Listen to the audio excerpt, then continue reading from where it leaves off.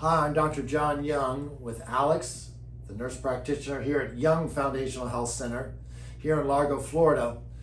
And we want to talk today about something very few people know about called fatigue, which is probably our number one complaint with the patients that we see.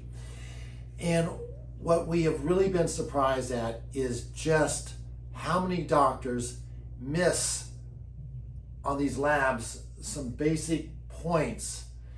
And we have patients that struggle with fatigue for years. So Alex and I are going to look at 4 areas. Alex does the first 2, I do the last 2, of things to look at when you're dealing with fatigue, and maybe give your doctor some ideas. Because you can get better sometimes within hours. Right, and those are really simple things that your regular blood test will tell you. It's just how you read the test. You kind of have to interpret those numbers, those reference numbers. But the first thing for me, I'll give you 2 things that I'm looking at when somebody comes to me and says that they're struggling with fatigue. I'm looking at hormones, and I'm looking at sex hormones, and I'm looking at the thyroid hormones. It's a very simple, it's just a regular test that you go through your regular Quest LabCorp. But you have to look at the ranges. So I'm looking at reference ranges.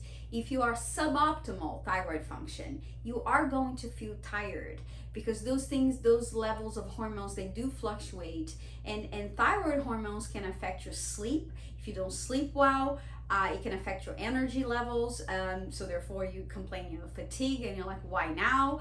Why am I having fatigue at 50 or 45? So it's likely for me, for those patients, especially the females, I'm looking at hormonal changes. When you start having hormonal changes at 40, 45, and your estrogen levels change, your progesterone levels change, the sleep is going to be different. So you're going to not sleep through the night. Sometimes you have night sweats or hot flashes, waking up a lot, so therefore you wake up super tired. But also because of the hormonal changes, that can affect your thyroid function. So those are the simple things that I'm looking at.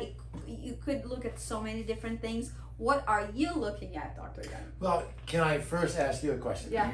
So, like, I had a lady the other day, and her endocrinologist said, your thyroid is fine. It was a TSH and T4. Yeah. I asked her, where's the free T3? But her level was within range. The norm's 2.2 to 4.2, and I think she was 2.5. Yeah. Do you think she was going to be okay? No, she's not going to be okay, and that's kind of like what we do.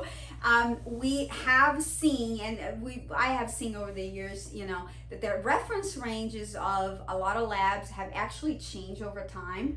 So I've seen within the past few years, they actually, I think Quest Diagnostics or LabCorp, if you look at the reference range for T3 free, which is the active thyroid hormone, it went down to 2.2. So that's considered normal. It used to be a 2.5. So sometimes I get the results, they're all normal. So the reference ranges, they're just that, they're references. And since they do change over time, you have to be aware of the patient's symptoms. So if you're 2.5, but you are within the reference range, that doesn't mean it's good for you.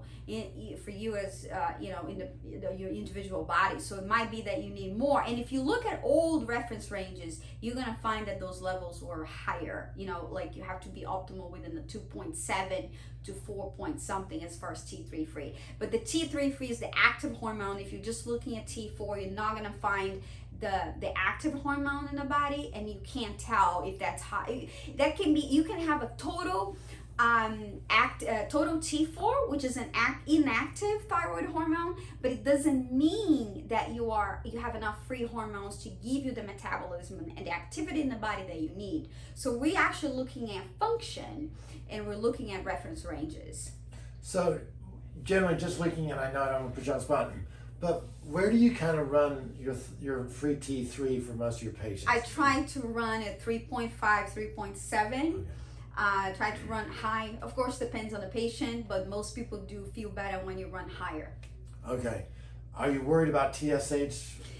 No, I'm not worried about TSH. There are many studies. Most of the studies that were done with the TSH, they were old studies, and they did not test the T3 and T4. I tell my patients we're in 2021. We do have a lot of technology. This is no longer 1972. So we can't test more in depth. So most of the meta-analysis, with the TSH. So we just try to keep up with the latest literature. So my part of the fatigue is I've had a lady come in recently who's just fatigued, tired, just not going anywhere. She'd had it for years. Okay. So I looked at her blood work, and her previous doctor said everything is fine. I said, well, I noticed that your MCV, mean corpuscular volume, part of that CBC, was around 85, 84, which I think is a little low. It's between the 80 and 100. And then she'd also done a ferritin level. Okay. Ferritin. Iron is carried in the blood as ferritin. And it was normal range, I think, is 8 to 200. Hers was 4.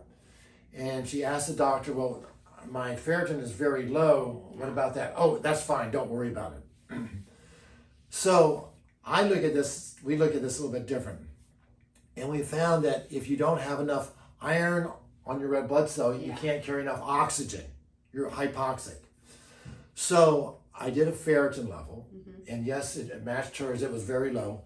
So I gave her IV, intravenous ferritin. An hour later, she came out and said, I am a completely different woman. Yep. She was extremely mad at her doctor because she went for years feeling like this, and it was a ferritin problem. Yeah. Doctors miss the ferritin. There's some articles out there showing that ferritin level really should be around 80 to 100. To grow hair, you need it around that level. Yeah. But even people that are at 30, 40, and 50, I've given them ferritin, and it's really brought them back to life. Yeah. So don't let the doctor ignore your serum ferritin levels. Yes. The other thing is, as my wife says, vitamin D, the South African. Vitamin D is unbelievably important because in that first step in the mitochondria, this will be on the test, you need tons of vitamin D to really get the process going to make energy.